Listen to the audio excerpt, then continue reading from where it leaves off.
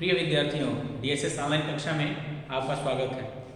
पिछले वीडियो में हम लोग पढ़ रहे थे हिंदी व्याकरण के अंतर्गत काल, जिसमें काल के भेद हमने पढ़ा था और उन तीनों भेदों में भूतकाल के बारे में अध्ययन कर लिया था। आज हम अध्ययन करेंगे वर्तमान काल। इसके अंतर्गत हमें अध्ययन करना है कि वर्तमान काल किसे कहा जाता है और उसके कितने उपभेद हैं या उसके कितने भेद हैं, उसके बारे में जो है हम क्रमबद्ध तरीके से अध्ययन करेंगे। उदाहरण से मैं आपको समझाने का प्रयास करूंगा।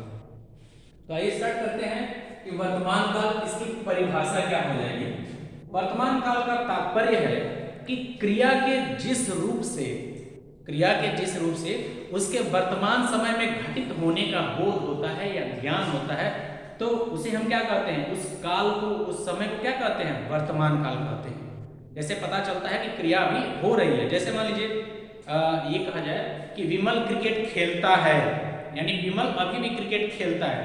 इस सेंटेंस से, इस वाक्य से स्पष्ट हो रहा है कि विमल अभी भी क्रिकेट खेलता है। ठीक है, तो परिभाषा इसकी हो जाएगी, हमने लिखा है क्रिया के जिस रूप से कार्य के वर्तमान समय में, यहां देखिए ध्यान दीजिएगा, कार्य के वर्तमान समय में होने का बोध हो या जानकारी मिलती है या ज्ञात होता है, तो उस काल को हम क्या कहते हैं, वर्तमान काल कहते हैं। उसे हम कहते हैं वर्तमान काल। उदाहरण से आइए इसे स्पष्ट करता हूं। पवन पत्र लिख रहा है, ठीक है, पवन पत्र लिख रहा है, यानी वो काम जारी है। अब इसके भेद में मैं आपको बताऊंगा कि लिख रहा है, लिखता है, लिख रहा होगा। ठीक है, ये इसके भेद में आएंगे। अभी तो जो इसकी परिभाषा है उसके अंतर्गत इन तीनों उदाहरणों में से किसी को भी आप लिख सकते हैं। तो पवन पत्र लिख रहा है, यानी वो कार्य क्या है, वर्तमान समय में जारी है लिखने का। और दूसरा, माँ खाना बना रही है, यानी माता जी खाना बना रही है, यानी वो कार्य जो है वर्तमान समय में चल रहा है। ठीक है, खाना बना रही है, इससे ये बोध होता है कि वो कार्य जो है, बनाने का जो कार्य है वो वर्तमान समय में चल रहा है। अब देखिए इसके जो है भेद, वर्तमान काल के भेद कितने हैं, या इसके उपभेद भी कहीं कहीं लिखा होता है बुक में, किताब में दिया हुआ है, उपभेद भी कह सकते हैं। तो इसके तीन भेद हैं, एक सामान्य वर्तमान काल, दूसरा अपूर्ण वर्तमान काल, और तीसरा और अंतिम है संदिग्ध वर्तमान काल। तो पहला इसमें है सामान्य वर्तमान काल।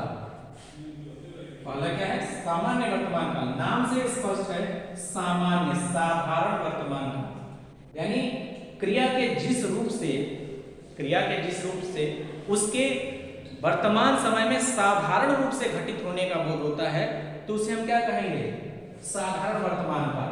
याद रखिएगा, बार बार आपको वर्तमान समय याद रखना पड़ेगा परिभाषा में। उदाहरण मैंने यहाँ पे दिया है कि राधा गीत गाती है, राधा गीत गाती है, यानी राधा क्या है, वो गीत गाने का कार्य उसका है, वर्तमान में वो गा रही है, अभी भी गाती है। विमल क्रिकेट खेलता है, विमल क्रिकेट खेलता है, यानी वो क्रिकेट खेल रहा है, वर्तमान समय में भी खेलता है, अभी वो कार्यक्रम जारी नहीं है, वो कार्य जारी नहीं है, वो खेलता है, क्रिकेट खेलता है। राधा गीत गाती है। अब दूसरा है अपूर्ण वर्तमान काल। पहले इसको समझिए, अपूर्ण यानी जो पूरा न हो, यानी जो कार्य, इससे ये बोध होता है कि कार्य अभी पूरा नहीं हुआ है, वर्तमान समय में वो चल रहा है। इसकी परिभाषा हम लिख सकते हैं यहीं से, देखिए, क्रिया के जिस रूप से उसके वर्तमान में चलते रहने का बोध होता है, अर्थात वो अभी कार्यक्रम, वो क्रिया या कार्य जो है जारी है, इसका बोध कराता है, उस समय का बोध कराता है कि क्रिया भी वर्तमान समय में निरंतरता में चल रही है, निरंतर लगातार वो चल रही है, कार्य हो रहा है, तो उसे हम कहेंगे वर्तमान काल। अब देखिए यहाँ उदाहरण से, राकेश पतंग उड़ा रहा है, राकेश पतंग उड़ा रहा है, अर्थात ये पतंग उड़ाने की क्रिया जारी है, वो समाप्त नहीं, अभी चल रही है, वर्तमान समय में वो कार्य चल रहा है। ठीक है, यहाँ क्या है, थोड़ा सा अंतर देख लेंगे। राधा गीत गाती है, इसका मतलब ये है कि राधा गीत गाती है, वर्तमान समय में वो भी गा नहीं रही है, लेकिन वो गीत गाती है, गाने का कार्य करती है। यहाँ पे विमल क्रिकेट खेलता है, वर्तमान में भी खेल नहीं रहा, वो जारी नहीं है इसका कार्य, लेकिन वो क्रिकेट खेलता है, अर्थात वो प्लेयर है क्रिकेट का। अब दूसरा जो है, मीना पत्र लिख रही है, तो इससे क्या स्पष्ट हो रहा है कि मीना पत्र लिख रही है, अभी लेखन कार्य भी कर रही है, वो पत्र अभी लिख रही है, उसका कार्य लिखने का जारी है। ठीक है, ये दोनों में अंतर हो गया। फिर तीसरा अंतिम है संदिग्ध वर्तमान काल। परिभाषा जानने से पहले आप शब्द का अर्थ समझ जाएंगे, तो समझ जाएंगे कि इसमें क्या आएगा, या आसान हो जाएगा आपके लिए। संदिग्ध, संदिग्ध का मतलब होता है संदेह। अभी उसमें संदेह किया जा रहा है कि ये कार्य होगा कि नहीं होगा। ठीक है, देखिए उदाहरण से, निधि अभी पढ़ रही होगी, पढ़ रही होगी। ठीक है, इसमें संदेह है कि निधि अभी पढ़ रही होगी, इसमें संदेह व्यक्त किया जा रहा है कि अभी वर्तमान में वो पढ़ रही होगी, और ये स्पष्ट नहीं है कि पढ़ना उसने बंद कर दिया है कि अभी जारी है, लेकिन उम्मीद जताई जा रही है, ये कयास लगाए जा रहे हैं कि निधि अभी पढ़ रही होगी।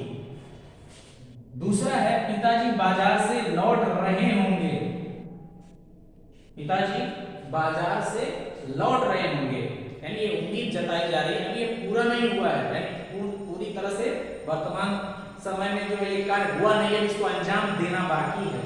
पिताजी बाजार लौट रहे हैं, और उसके साथ साथ अंजाम देने में क्या चीजें मुख्य है, आपको याद रखना है कि संभावना व्यक्त किया जा रहा है कि पिताजी अब बाजार से लौट रहे होंगे, यानी ये समय है उनका लौटने का, वो लौट रहे होंगे।